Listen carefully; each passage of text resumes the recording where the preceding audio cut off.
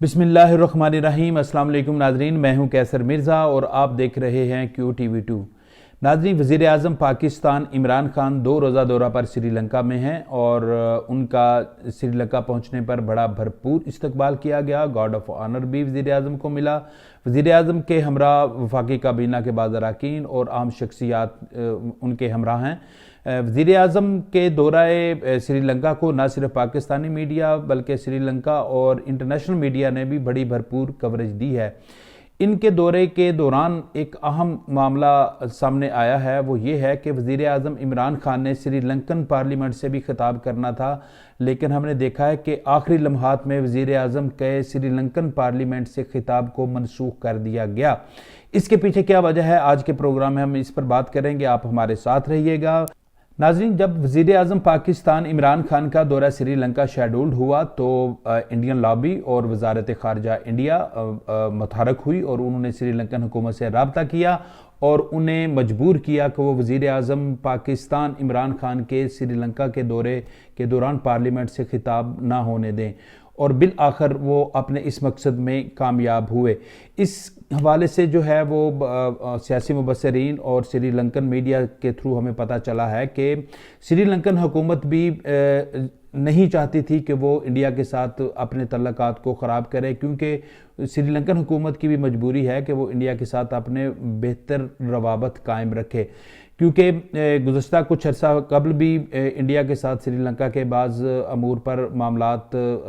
جو تھے وہ خراب ہوئے۔ اس کی بنیادی وجہ یہ تھی کہ چائنا کے کہنے پر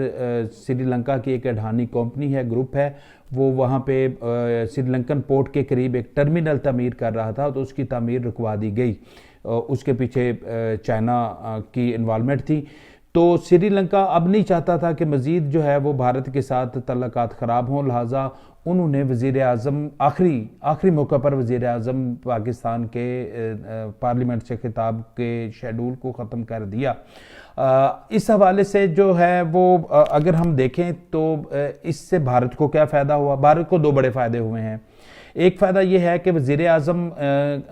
وہاں پہ جو سری لنکن پارلیمنٹ ہے وہاں پہ خطاب کے دوران مسئلہ کشمیر پر بھی بات کرنے والے تھے، اور دوسرا وہاں پہ سری لنکا میں مسلمان وہاں پہ آباد ہیں، ان کے بعض حقوق کے حوالے سے بھی ان نے آواز بلند کرنی تھی، کیونکہ ہم نے دیکھا ہے کہ یہ جب سے کووڈ-19 آیا ہے اس دوران وہاں پہ سری لنکا میں جو مسلمان آباد ہیں تو اگر کرونا سے کسی مسلمان کی اگر ڈیتھ ہوتی تھی تو ان کو بھی جلا دیا جاتا تھا، حالانکہ مسلمانوں کی مذہبی رسومات میں جلانا نہیں ہے، انہیں دفن کیا جانا ہے۔ تو سری لنکا کے مسلمان جو ہے وہ نہ صرف عمران خان بلکہ عالمی برادری میں جو مسلمان قیادت ہے ان کی طرف بھی دیکھ رہے تھے کہ شاید کوئی ان کے حق میں سری لنکن حکومت سے کوئی بات کرنے والا ان سے رابطہ کرے۔ تو ان مسلمانوں کو بھی بڑی امید تھی کہ وزیر اعظم آئیں گے اور پارلیمنٹ میں خطاب کے دوران اس ایشو کو اٹھائیں گے۔ تو لہٰذا اگر کہا جائے کہ انڈیا اپنے 2 بڑے مقصد میں کامیاب ہوا ہے، ایک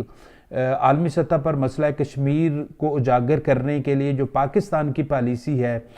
اس میں رخنہ ڈالنے میں کامیاب ہوا، اور دوسرا جو بھارت کی مسلم کش پالیسیاں ہیں اس کے مطابق مسلمانوں کی آواز کو دبانے میں بھی وہ کامیاب ہوا ہے۔ ناظرین، اگر وزیر اعظم عمران خان کے دورہ سری لنکا سے دونوں ممالک کے فوائد کی بات کریں تو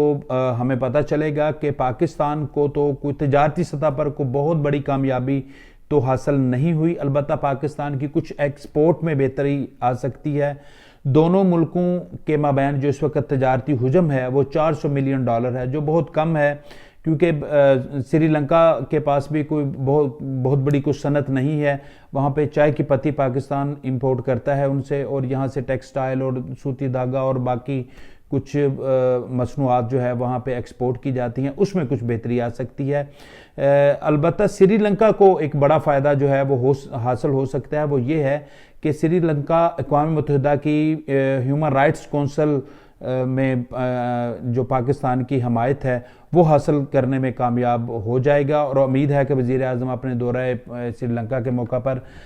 سری لنکن حکومت کو یہ اپنی حمایت کی یقین دہانی ضرور کرائیں گے۔ اگر ہم ماضی میں دیکھیں کہ دونوں ملکوں کے مابین جو مراسم رہے ہیں وہ کیسے ہیں، کہ تو وہ تقریباً اچھے رہے، کیونکہ زیادہ تر 2-3 دہائیاں تو سری لنکا جو ہے وہ حالت جنگ میں رہا. پاکستان نے اس دوران سری لنکا کی بڑی بھرپور مدد کی. پاکستانی افواج بھی وہاں پہ گئیں اور انہوں نے بھی وہاں پہ جو جنگجو تھے، جو باغی تھے، ان کے خلاف کارروائیاں کی اور سری لنکا کو مستحکم کرنے میں پاکستان کا بڑا امپورٹنٹ رول رہا. البتہ جب پاکستان اور انڈیا کی 1971 میں جنگ ہوئی تھی تو اس وقت سری لنکن حکومت نے پاکستان کو اپنا ایئرپورٹ استعمال کرنے کی اجازت دی تھی، تو وہاں پہ ہمارے طیارے لینڈ ہوتے رہے اور پاکستان جو ہے وہاں پہ انڈیا کے خلاف جو جنگ تھی اس میں ہمیں کافی ادھر سے فائدہ حاصل ہوا تھا. البتہ اگر فیوچر دیکھیں تو اس میں سی پیک ہے، سی پیک کے معاملات بھی اس میں چائنا وہاں پہ انوالومنٹ اس کی بڑھتی جا رہی ہے.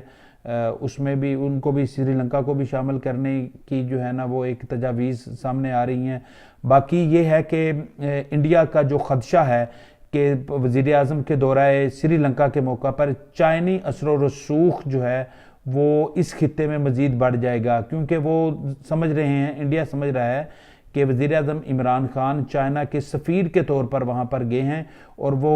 خطے میں جو چائنی اثر و رسوخ ہے اس کو مستحکم کرنے میں ایک کردار ادا کر رہے ہیں. آج کے لیے اتنا کافی ہے، مجھے اجازت دیجیے. اللہ حافظ.